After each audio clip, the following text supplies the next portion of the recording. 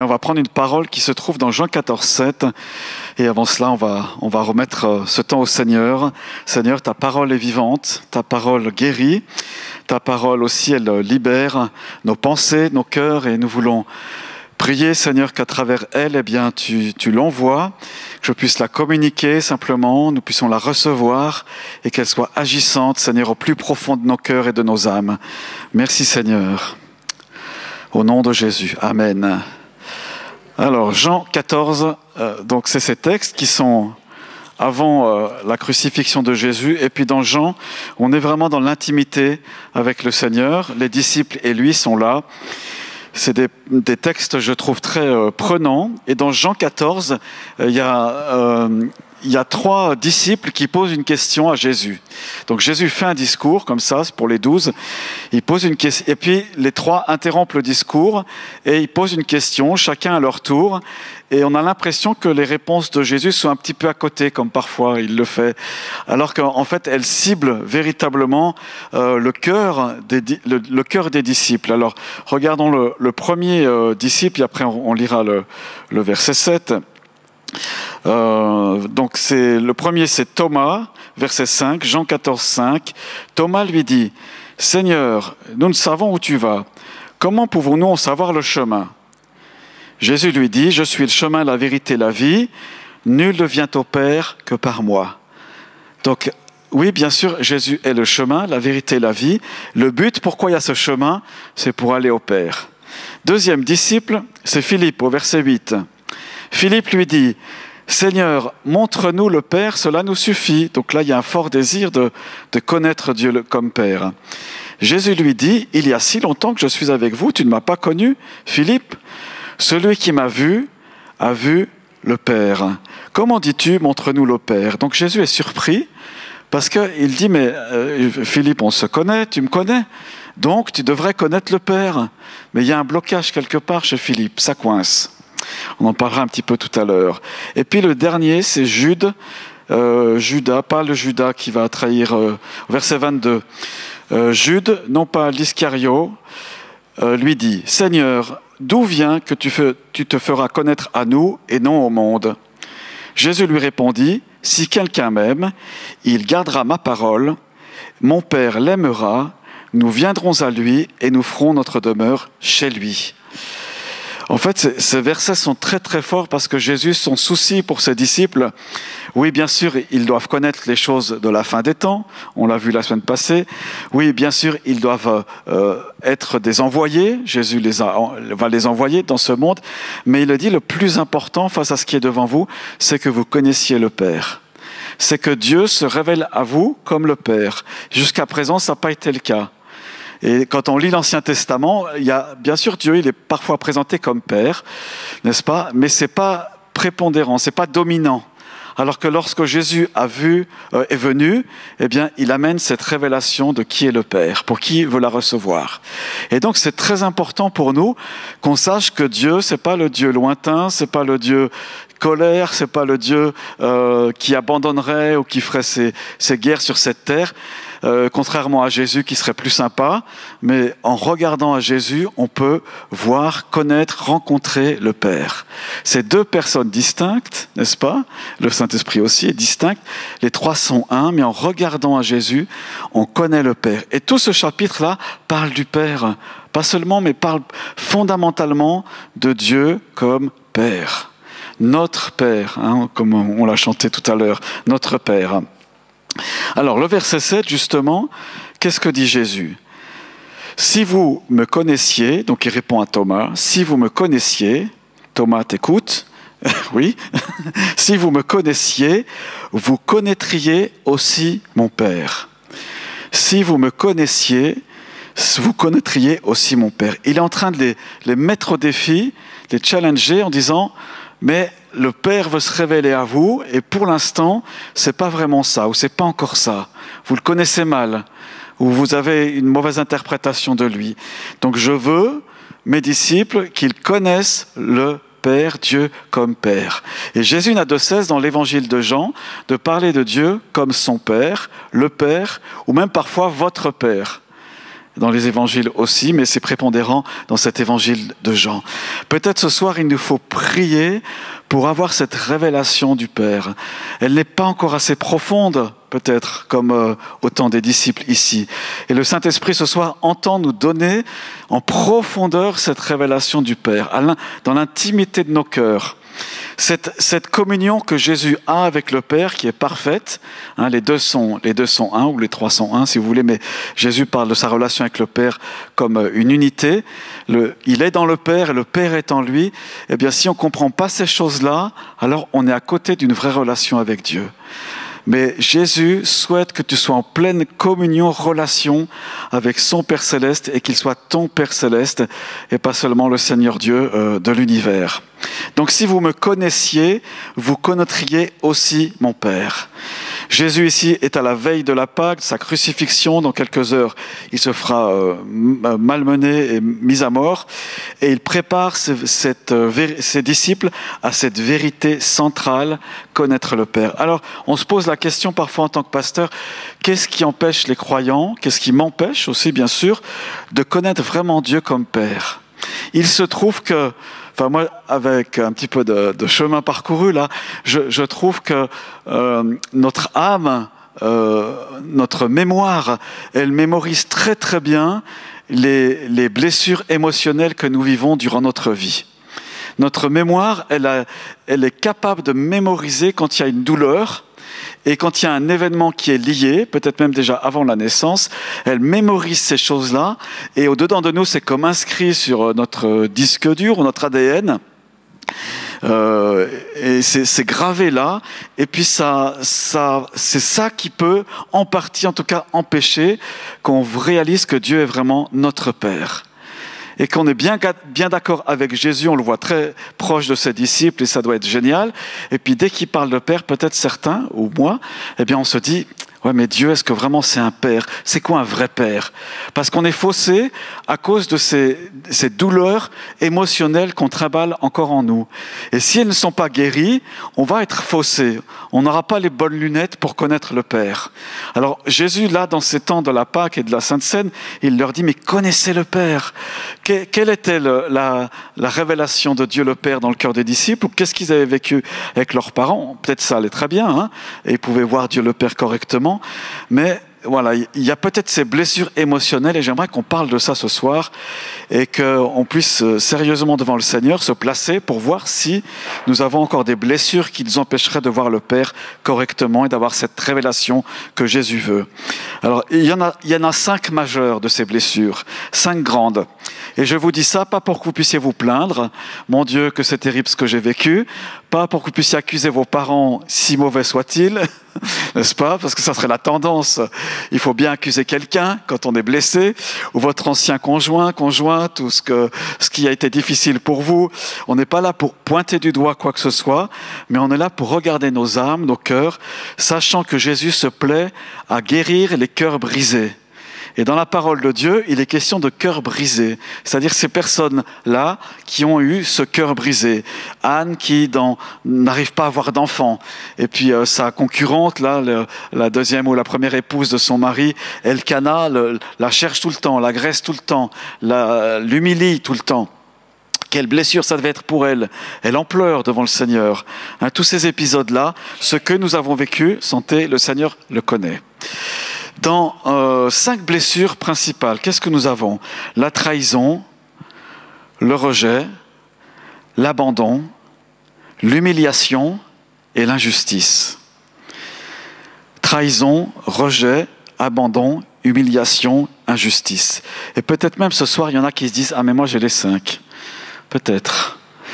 Le Seigneur entend guérir, apaiser, vous rejoindre dans vos besoins. Laissez-le faire, laissez-le vous rejoindre. Il est le bon berger qui a donné sa vie pour ses brebis. Le bon berger afin qu'on puisse connaître le Père. Et si vous prenez ces 5 mots, je me suis amusé, trahison, rejet, abandon, humiliation, injustice, ça fait trahi. T pour trahison, R pour rejet, A pour abandon, H pour humiliation et I pour injustice. et ça méritait des applaudissements. Je rigole, bien sûr. Non, mais c'est pour juste retenir. Oui, il y a 5 blessures majeures: trahison, rejet, abandon, humiliation, injustice. Et qu'est-ce qui se passe quand on a une de ces blessures? Bien sûr, on peut avoir les 5, comme je disais, mais quand il y en a une qui est là plus prépondérante que les autres, eh bien, on a tendance à voir Dieu, le Père. Si on a vécu la trahison, le Père, on se dit inconsciemment peut-être, le Père n'est pas fiable.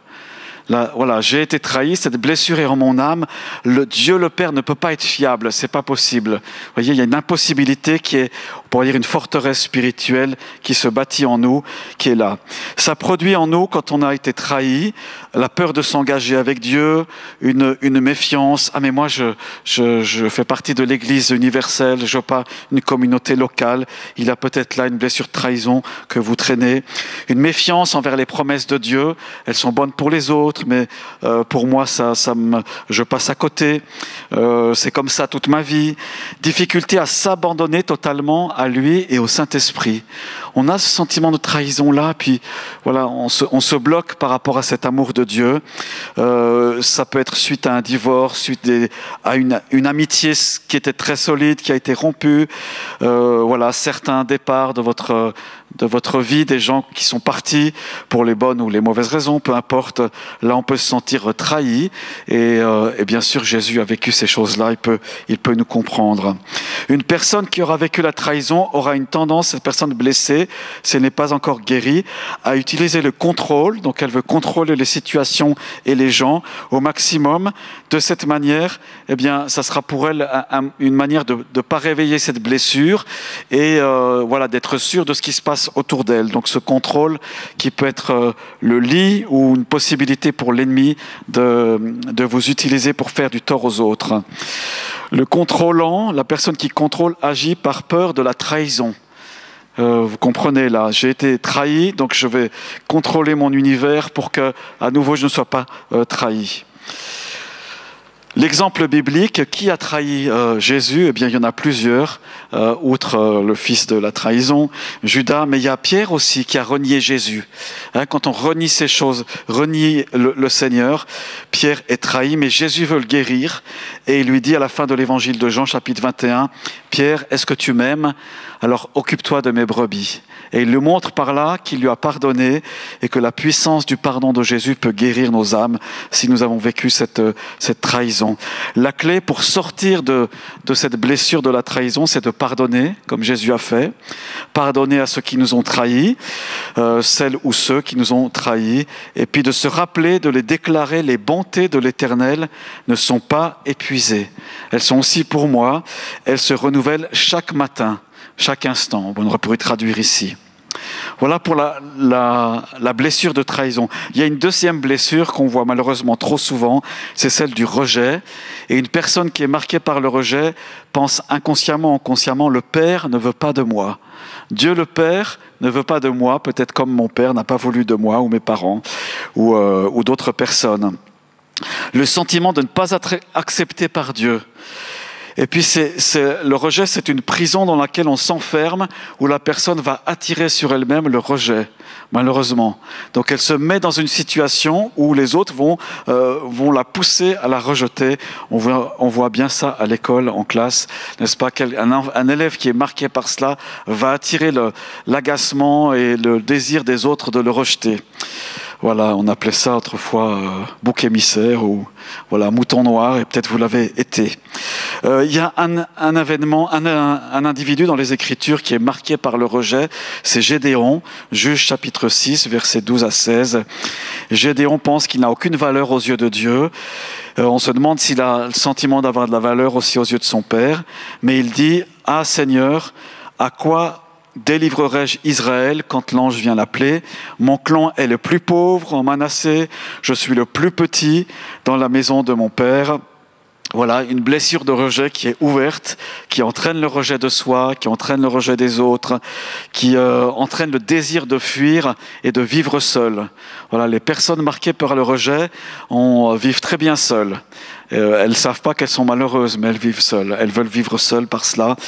Le Seigneur entend vous valoriser. Et le Seigneur entend vous donner ce sentiment de valeur intime que vous êtes fils et filles de Dieu au même titre que les autres. L'Éternel est avec toi, vaillant héros. C'est la parole de guérison pour Gédéon et aussi peut-être qu'il nous rappelle ce soir. Dieu est un Dieu qui ne rejette pas. Je ne mettrai pas dehors celui qui vient à moi. Il appelle et, encore une fois, il valorise. Il valorise et guérit nos identités. Alors, c'est quoi la solution pour ces personnes? Eh bien, en venant au Seigneur, c'est rejeter, renoncer au mensonge de rejet. Non, tu n'es pas indigne, tu as été rendu digne en Jésus-Christ. Non, Dieu ne veut, quand le diable te souffle, Dieu ne veut pas de moi, déclare cette vérité, Jean 1,12, à tous ceux qui l'ont reçu. Il a donné le pouvoir de devenir enfant de Dieu. Il faut méditer ces versets-là, s'en nourrir, se fortifier là-dedans, et vous allez voir que vous allez guérir. Vous allez aimer être avec les autres. Vous allez supporter les autres beaucoup mieux, et vous allez les rejoindre en étant guéris de ce rejet. Donc, on a parlé de T et de R, trahison et rejet. Il y a une troisième blessure, c'est celle de l'abandon. Et j'ai l'impression qu'il y a des peuples sur la terre qui se sentent plus abandonnés que d'autres, où il y a davantage une culture d'abandon. Et peut-être c'est aussi à identifier dans notre culture. Est-ce que là, en Suisse, nous avons une culture d'abandon? Est-ce que les pères quittent facilement le foyer? Qu'est-ce qu'il en est de votre culture d'origine? Parce que peut-être là aussi, il y a des blessures qui sont héritées des pères. Une personne qui est marquée par l'abandon, c'est « le Père m'a laissé tomber ». Vous comprenez bien? Le Père, Dieu le Père m'a laissé tomber. C'est quoi ces symptômes spirituels? C'est la peur d'être seul, donc à l'inverse du rejet où la personne est contente d'être seule, là la personne, elle a peur d'être seule. Il faut qu'elle voie toujours du monde. Il faut qu'elle remplisse son âme par la présence d'autres personnes. Puis en même temps, elle a de la difficulté à faire confiance aux autres parce qu'elle a été marquée par cet abandon. Elle croit que Dieu est distant, Dieu pour elle n'est pas un Dieu proche, alors que Dieu est tout proche, et elle croit que Dieu est indifférent. C'est la complainte d'Élie au désert, 1 Roi 19, il dit « C'est assez, Seigneur, prends mon âme. J'en ai marre, j'ai tout donné, voilà, tu n'es pas avec moi quelque part. » Élie se plaint, il se murmure, 1 Roi 19, 3 à 9. « C'est assez, prends mon âme. » Et il tombe en dépression, ou en tout cas en déprime. Qu'est-ce qui caractérise ces personnes-là? Donc je ne dis pas ça pour qu'on puisse se juger les uns les autres, mais qu'on puisse apporter la guérison. Eh bien, c'est une personne qui va souvent se plaindre, qui s'estime victime, et puis elle a une tendance à la dramatisation. Voilà, si tu as tendance à dramatiser les choses, à faire que tout est amplifié, eh bien peut-être là, il y a une blessure qui est d'abandon. Plainte, murmure, dramatisation, puis ça va être une tendance à manipuler les autres pour obtenir ce que l'on veut. Voyez, on va tordre les choses et faire en sorte d'obtenir ce que l'on veut par manipulation. Pourtant, cette personne, Dieu ne l'abandonne pas. Bien au contraire. Comme pour Élie, il envoie un ange pour le nourrir et le relever. Et la Bible dit, jamais personne n'a haï sa propre chair. On tient là peut-être à rétablir une chose à travers ce verset, où Dieu dit, mais vous prenez soin de vous-même, vous vous nourrissez correctement. Eh bien, spirituellement, c'est pareil, il faut se nourrir correctement. Ne plus être dans la haine de soi et l'abandon de soi, mais prendre soin de soi, c'est aussi une conséquence. Qu'est-ce qu'il faut faire pour que ces personnes puissent guérir? Rompre l'esprit d'orphelin. L'Esprit Saint n'est pas un esprit d'orphelin. Il a un esprit d'adoption, où cette adoption est tellement forte qu'il va graver en ton cœur une certitude éternelle que tu es enfant de Dieu. Et c'est le rôle du Saint-Esprit qui te fait comme ça donner cette identité intérieure. Jésus, à son baptême, il est mon fils bien-aimé, qui te donne cette certitude, oui, tu peux guérir auprès de lui de tout abandon. Peu importe ce que tu as pu vivre, les abandons, difficiles ou faciles, les moments compliqués, peut-être tu t'es raidi et tu t'es endurci, eh bien le Seigneur le Père Céleste veut te révéler son amour et par l'esprit d'adoption. Que le Saint-Esprit puisse guérir nos cœurs et nos âmes comme il l'entend. Et partant de cet amour de Dieu, nous pourrons être pleins d'assurance dans ce monde pour porter l'amour qu'il nous porte aussi à nous-mêmes. La quatrième blessure, c'est l'humiliation. C'est de penser, le Père me méprise, Dieu le Père me méprise. Symptôme spirituel, il y a un sentiment de honte. Une personne qui confesse souvent ses péchés à Dieu, les mêmes, elle n'arrive pas à se pardonner. Le Père me méprise, j'ai été humilié, donc il faut que je trouve une sécurité que je n'ai pas ou peu jusqu'à présent. Cette personne a peur du jugement, est très marquée par le regard des autres. Ce que pensent les autres, c'est très important malgré elle, pour cette personne. Elle croit que Dieu est très exigeant et est capable, au moindre éclat, d'éclater de colère face à elle. Donc il y a là une méconnaissance de l'amour de Dieu, bien sûr, marquée par cette blessure. Les personnes qui sont marquées par l'humiliation, il y a un risque important de tomber dans ce qu'on appelle le masochisme, c'est-à-dire une satisfaction dans la douleur. Il faut expérimenter une douleur pour savoir qu'on existe et puis qu'il y aura un apaisement après. C'est pervers, hein, tout ça. Mais le masochisme, c'est expérimenter un plaisir dans la douleur afin qu'on puisse être soulagé après et se dire ma vie est ainsi. Bien sûr, c'est un piège du diable, douloureux, un cercle vicieux. Il m'a semblé que le masochisme peut être lié à un démon de religiosité qu'il faut chasser. Un démon de religiosité qui va sans cesse mettre un sentiment de culpabilité. Et la douleur va essayer d'apaiser ce sentiment de culpabilité et expérimenter une guérison, un soulagement temporaire. C'est cette personne cherche inconsciemment à souffrir et s'organise de manière à ce que les autres puissent la punir aussi. Elle se met dans un cercle vicieux de punition. Il y a une acceptation de la douleur chez ces personnes. Et elle se crée des contraintes inutiles dans sa vie. Il faut créer parfois des conflits pour que les autres nous agressent afin qu'on puisse se sentir vivant quelque part. Cette personne masochiste qui a tendance, elle peut se rabaisser et elle peut chercher à humilier et rabaisser les autres et à provoquer des situations donc d'humiliation. La question que je me suis posée, c'est quel exemple biblique on peut avoir de cela ? Eh bien, dans l'épisode de Jean 8, la femme adultère, que se passe-t-il ? Eh bien, je dis pas qu'elle est maso, hein, on est d'accord, mais ceux qui sont prêts à lui lancer des pierres le sont probablement. Le caillassage, comment on appelle ça la lapidation, moi je trouve que c'est du masochisme. C'est faire souffrir l'autre et faire en sorte qu'il ne meure pas tout de suite. Pourquoi ? Pour payer son péché ? Terrible. Alors Jésus lui dit, et c'est probablement une parole de guérison qu'on peut nous aussi recevoir, « Je ne te condamne pas non plus. Va et ne pêche plus. » Va et ne pêche plus. Quelle parole de guérison pour elle. Dieu ne nous humilie pas, il nous élève, il nous restaure. Dieu ne nous humilie pas, il nous élève, il nous restaure. Bien sûr qu'il apprécie un cœur humble et un cœur humilié. C'est un sacrifice même devant lui. Quand on est brisé quelque part dans des situations terribles qu'on a pu vivre, si on donne notre cœur à Dieu. Mais c'est pas ça, bien sûr, qui va nous élever. Dieu aime à nous restaurer au travers de Jésus-Christ. Que faut-il faire pour ces personnes, si c'est votre cas ? Renoncer aux pensées de honte.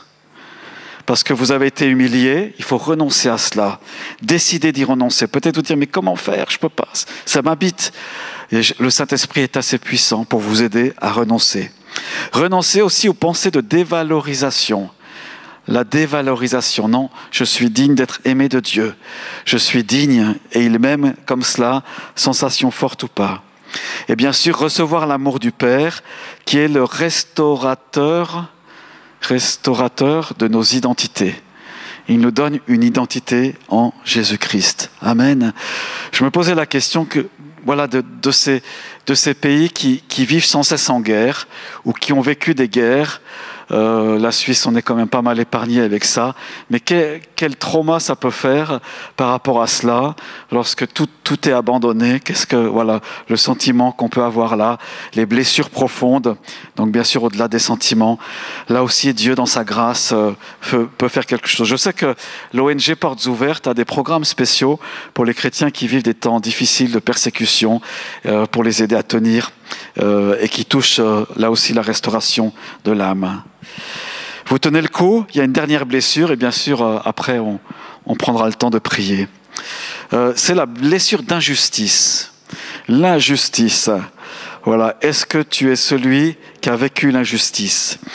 Quand on est souffrant de cela dans nos âmes, on se dit, le Père est dur et insensible. On a un Dieu, oui, il est dur et il est insensible. Les symptômes spirituels, la colère de Dieu, contre Dieu. Pourquoi? N'est-ce pas? On brandit le poing. Pourquoi Dieu, ça m'arrive à moi? On a la sensation d'être traité injustement. Sort. On a la sensation d'être traité injustement. On regarde les autres, on les voit bénis, heureux, et moi, ma pauvre vie. N'est-ce pas? On tombe dans la pitié de soi, le sentiment, la blessure de l'injustice ressentie. La personne développe une attitude rigide et perfectionniste, tendance perfectionniste. J'ai vécu une injustice, je veux plus vivre ça, donc je veux faire mon boulot du mieux, de manière parfaite. Comme ça, les autres n'en vont plus me rejeter et me blesser par l'injustice. Alors, je dis pas que chaque fois c'est ça, n'est-ce pas? Mais il y a cette tendance, on peut tomber là-dedans. C'est comme un masque de rigidité que la personne va mettre. Elle ne montre pas ses émotions pour éviter de paraître faible.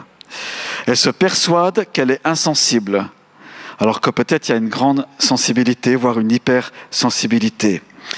Bien qu'elle soit très sensible intérieurement, elle recherche la perfection, on l'a dit, comme moyen de compenser ce sentiment d'injustice. Vous voyez, il faut aller jusqu'au bout des choses là, quitte à se faire du mal. L'exemple biblique, moi j'ai l'impression que le fils aîné de la parabole dite de fils prodigue dans Luc 15 est marqué par cela. Le fils aîné pensait que son père n'était pas juste. Il lui reproche, mais son père lui dit: tout ce qui est à moi est à toi. Ah, ça confond quand même, hein. Donc je ne suis pas abandonné ou je ne suis pas dans l'injustice par rapport à Dieu. Il n'a pas des petits chouchous, non. Tout ce qui est à moi, te dit le Seigneur, tout ce qui est à moi est à toi. Je partage avec toi ce que j'ai et ce que je suis. Le Père n'est pas injuste et même il nous donne en abondance. Que faut-il faire pour cette personne? Renoncer à la méfiance envers Dieu. Recevoir l'amour du Père par une déclaration ou une bénédiction sur soi-même. Oui, on peut se bénir, s'auto-bénir, libérant la grâce de Dieu sur nos vies lorsque vous êtes à la maison ou en église aussi, bien sûr. J'arrive au bout de mon message. La guérison pour connaître donc pleinement le Père, c'est ce que Jésus souhaite. Il le montre à ses disciples. Les 3 disciples, Philippe, Thomas et Jude, Jésus veut leur montrer le vrai visage du Père, guérir leurs blessures qui les empêcheraient de connaître ce Père et de connaître aussi Jésus par voie de conséquence. 2 versets qui nous montrent cette guérison que le Père entend faire à travers Jésus dans nos vies. C'est facile à retenir, ça finit par 4,18 à chaque fois. Luc 4,18, Jésus dit « Je suis venu pour guérir les cœurs brisés ». Et Psaume 34,18, on a à chaque fois 4,18, où Dieu est proche de ceux qui ont le cœur brisé. La proximité de Dieu par son Esprit Saint. Alors peut-être ce soir, par une chose ou une autre, vous avez été touché. Peut-être le Saint-Esprit toque à la porte de votre âme, de votre cœur, que ce soit la trahison, le rejet, l'abandon, H, et l'humiliation, et I, je devrais le savoir, hein, c'est moi qui écris le message, et I, l'injustice, trahi, donc trahison, rejet, abandon, humiliation et injustice. Moi, je vous propose simplement de venir devant notre Dieu ce soir Et ceux qui le souhaitent, vous pourrez vous approcher librement. Vous le faites devant Jésus, devant le Père. Et puis c'est les jeunes ce soir qui vont prier pour vous. Manu et Louise et Samuel, ils vont prier comme le Seigneur leur montrera. Donc c'est bien que ça soit des jeunes aussi, ils ont peut-être moins vécu de moments douloureux que nous dans leur vie, et tant mieux.